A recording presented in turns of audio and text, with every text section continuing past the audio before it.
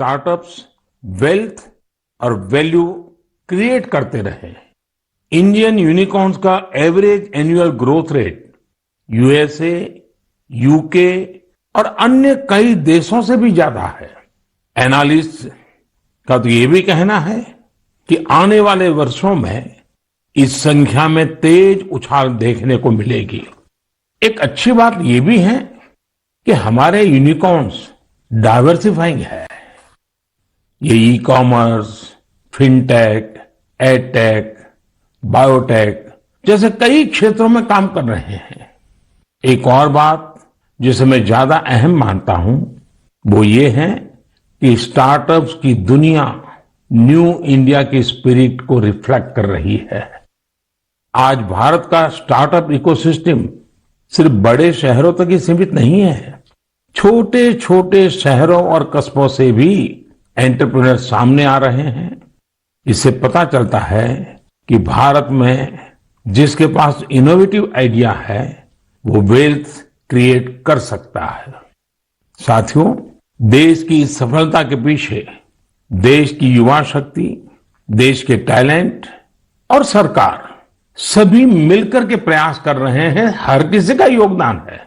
लेकिन इसमें एक और बात महत्वपूर्ण है, वो है स्टार्टअप वर्ल्ड में राइट मेंटरिंग यानी सही मार्गदर्शन।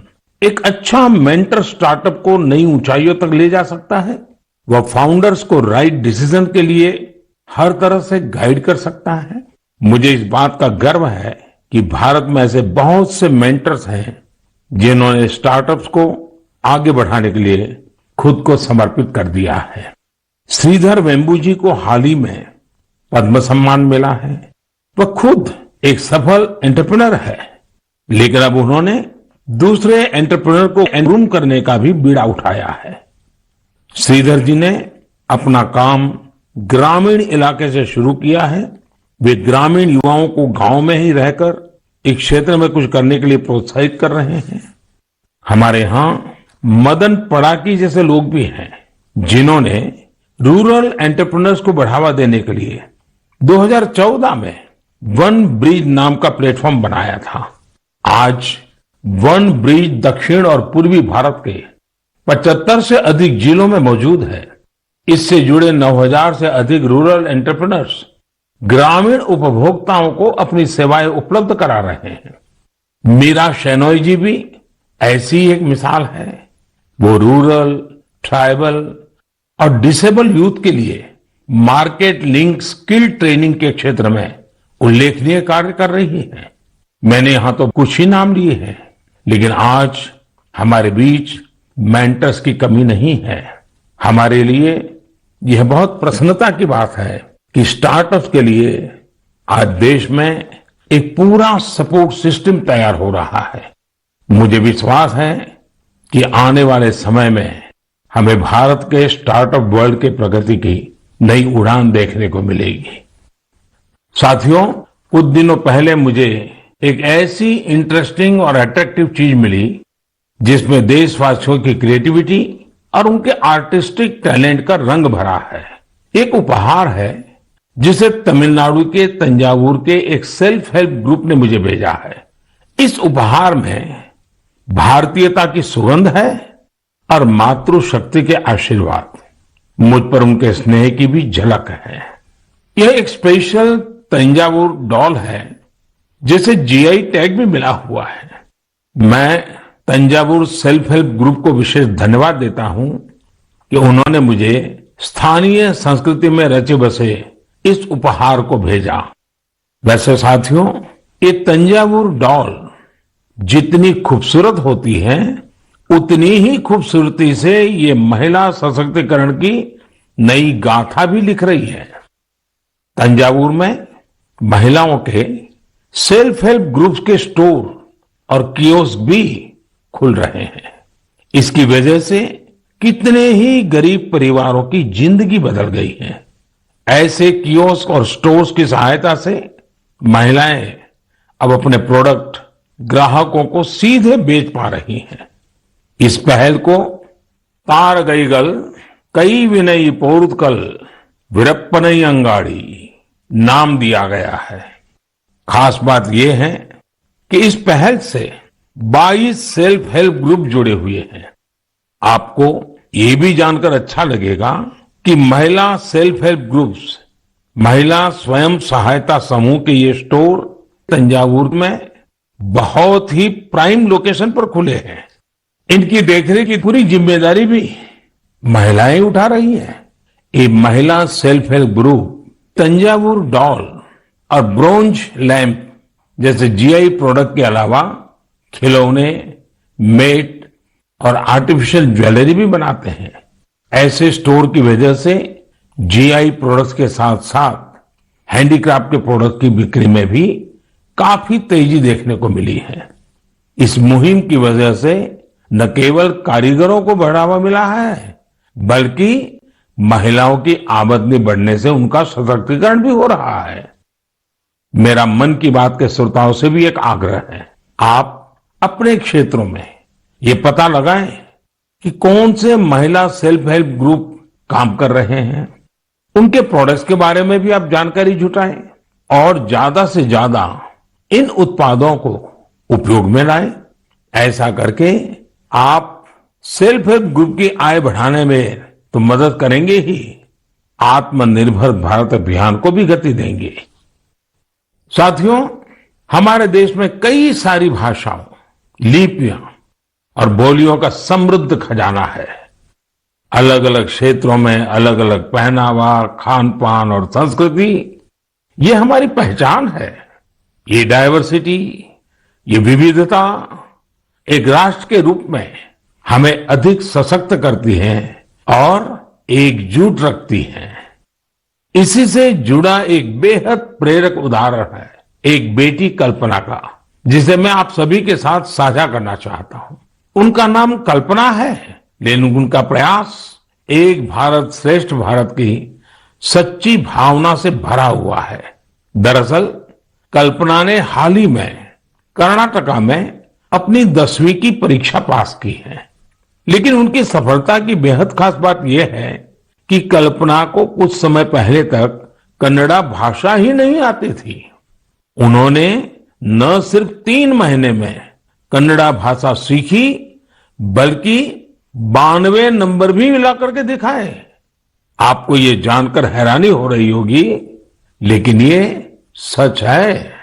उनके बारे में और भी कई बातें ऐसी हैं जो आपको हैरान भी करेगी और प्रेरणा भी देगी।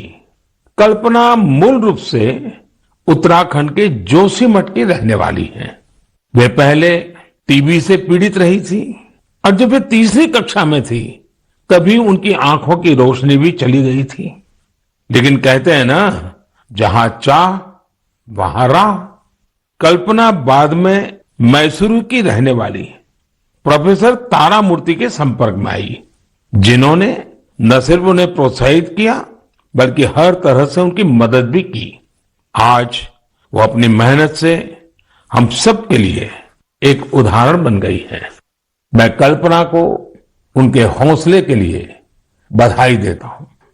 इसी तरह हमारे देश में कई ऐसे लोग भी हैं जो देश की भाषाई विविधता को मजबूत करने का काम कर रहे हैं। ऐसे ही एक साथी है पश्चिम बंगाल में पुरुलिया के श्रीपति टूडू जी। टूडू जी पुरुलिया की सिद्धो कानो बिरसा यूनिवर्सिटी में संथाली भाषा के प्रोफेसर हैं। उन्होंने संथाली समाज के लिए उनकी अपनी ओल चिकी लिपि में देश के संविधान की कॉपी तैयार की है। श्रीपति टूडू जी कहते हैं कि हमारा संविधान हमारे देश के हर एक नागरिक को उनके अधिकार और कर्तव्य का बोध कराता है। इसलिए प्रत्येक नागरिक को इससे परिचित होना जरूरी है। इसलिए उन्होंने संथाली समाज के लिए उनकी अपनी लिपि में संविधान की कॉपी तैयार करके भेंट सौगात के रूप में दी है। मैं श्रीपति जी की सोच और उनके प्रयासों की सराहना करता हूं। ये एक भारत श्रेष्ठ भारत की भावना का जीवंत उदाहरण है। इस भावना को आगे बढ़ाने वाले ऐसे बहुत से प्रयासों के बारे में आपको एक भारत श्रेष्ठ भारत की वेबसाइट पर भी जानकारी मिलेगी। यहाँ आपको खान पान, कला, संस्कृति, पर्यटन समेत ऐसे कई विषयों पर एक्टिविटीज के बारे में पता चलेगा। आप इन एक्टिविटीज में हिस्सा भी ले सकते हैं। इससे आपको अपने देश के बारे में जानकारी भी मिलेगी और आप देश की विविधता को महसूस भी करेंगे। मेरे प्यारे देशवासियों, इस समय हमारे देश में उत्तराखंड के 4 धाम की पवित्र यात्रा चल रही है। 4 धाम और खासकर केदारनाथ में हर दिन हजारों की संख्या में श्रद्धालु वहां पहुंच रहे हैं। लोग अपनी 4 धाम यात्रा के सुखद अनुभव शेयर कर रहे हैं। लेकिन मैंने ये भी देखा कि श्रद्धालु केदारनाथ में कुछ यात्रियों द्वारा फैलाई जा रही गंदगी की वजह से बहुत दुखी भी है। सोशल मीडिया पर भी कई लोगों ने अपनी बात रखी है। हम पवित्र यात्रा में जाएं और वहां गंदगी का ढेर हो, ये ठीक नहीं। लेकिन साथियों, इन शिकायतों के बीच कई अच्छी तस्वीरें भी देखने को मिल रही हैं। जहां श्रद्धा है, वहां सृजन और सकारात्मकता भी है। कई श्रद्धालु ऐसे भी हैं जो बाबा केदार के धाम में दर्शन पूजन के साथ साथ स्वच्छता की साधना भी कर रहे हैं। कोई अपने ठहरने के स्थान के पास सफाई कर रहा है, तो कोई यात्रा मार्ग से कूड़ा कचरा साफ कर रहा है। स्वच्छ भारत अभियान की टीम के साथ मिलकर कई संस्थाएं और स्वयंसेवी संगठन भी वहां काम कर रहे हैं। साथियों, हमारे यहां जैसे तीर्थ यात्रा का महत्व होता है, वैसे ही तीर्थ सेवा का भी महत्व बताया गया है। और मैं तो ये भी कहूंगा, तीर्थ सेवा के बिना तीर्थ यात्रा भी अधूरी है। देवभूमि उत्तराखंड में से कितने ही लोग हैं जो स्वच्छता और सेवा की इस साधना में लगे हुए हैं। रुद्रप्रयाग के रहने वाले श्रीमान मनोज बैंजवाल जी से भी आपको बहुत प्रेरणा मिलेगी। मनोज जी ने पिछले 25 वर्षों से पर्यावरण की देखरेख का बीड़ा उठा रखा है। वो स्वच्छता की मुहिम चलाने के साथ ही पवित्र स्थलों को प्लास्टिक मुक्त करने में भी जुटे रहते हैं। वहीं गुप्त काशी में रहने वाले सुरेंद्र बगवाड़ी जी ने भी स्वच्छता को अपना जीवन मंत्र बना लिया है। वो गुप्त काशी में नियमित रूप से सफाई कार्यक्रम चलाते हैं और मुझे पता चला है इस अभियान का नाम भी उन्होंने मन की बात रख लिया है। ऐसे ही देवर गांव की चंपा देवी जी पिछले 3 साल से अपने गांव की महिलाओं को कूड़ा प्रबंधन यानी वेस्ट मैनेजमेंट सिखा रही है। चंपा जी ने सैकड़ों पेड़ भी लगाए हैं और उन्होंने अपने परिश्रम से एक हरा भरा वन तैयार कर दिया है। साथियों, ऐसे ही लोगों के प्रयासों से देवभूमि और तीर्थों की वो दैवीय अनुभूति बनी हुई है, जिसे अनुभव करने के लिए हम वहां जाते हैं। इस देवत्व और आध्यात्मिकता को बनाए रखने की जिम्मेदारी हमारी भी तो है। अभी हमारे देश में 4 धाम यात्रा के साथ साथ आने वाले समय में अमरनाथ यात्रा, पंढरपुर यात्रा और जगन्नाथ यात्रा जैसी कई यात्राएं होगी। सावन मास में तो शायद हर गांव में कोई न कोई मेला लगता है। साथियों, हम जहां कहीं भी जाए, इन तीर्थ क्षेत्रों की गरिमा बनी रहे। शुचिता, साफ सफाई, एक पवित्र वातावरण, हमें इसे कभी नहीं भूलना है।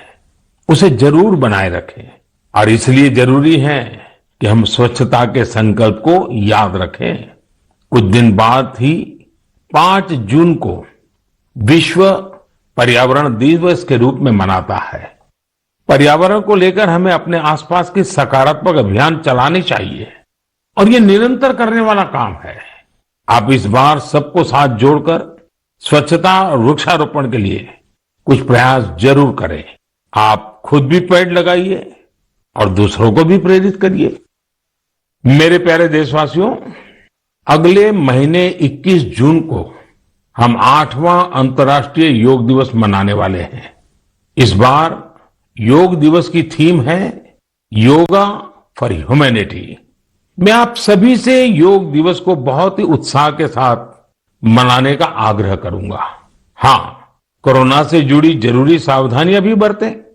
वैसे अब तो पूरी दुनिया में कोरोना को लेकर हालत पहले से कुछ बेहतर लग रहे हैं। अधिक से अधिक वैक्सीनेशन कवरेज की वजह से अब लोग पहले से कहीं ज्यादा बाहर भी निकल रहे हैं। इसलिए पूरी दुनिया में योग दिवस को लेकर काफी तैयारियां भी देखने को मिल रही हैं। कोरोना महामारी ने हम सभी को ये एहसास भी कराया है कि हमारे जीवन में स्वास्थ्य का कितना अधिक महत्व है और योग इसमें कितना बड़ा माध्यम है। लोग ये महसूस कर रहे हैं कि योग से फिजिकल, स्पिरिचुअल और इंटेलेक्चुअल वेलबीइंग को भी कितना बढ़ावा मिलता है। विश्व के टॉप बिजनेस पर्सन से लेकर फिल्म और स्पोर्ट्स पर्सनालिटीज तक, स्टूडेंट से लेकर सामान्य मानवी तक, सभी योग को अपने जीवन का अभिन्न अंग बना रहे हैं। मुझे पूरा विश्वास है कि दुनिया भर में योग की बढ़ती लोकप्रियता को देखकर आप सभी को बहुत अच्छा लगता होगा।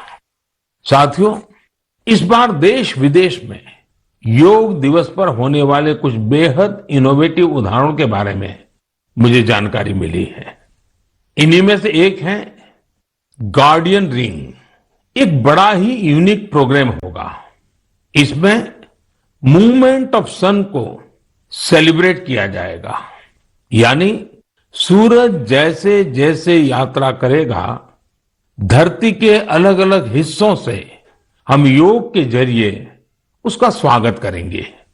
अलग अलग देशों में इंडियन मिशंस वहां के लोकल टाइम के मुताबिक सूर्योदय के समय योग कार्यक्रम आयोजित करेंगे।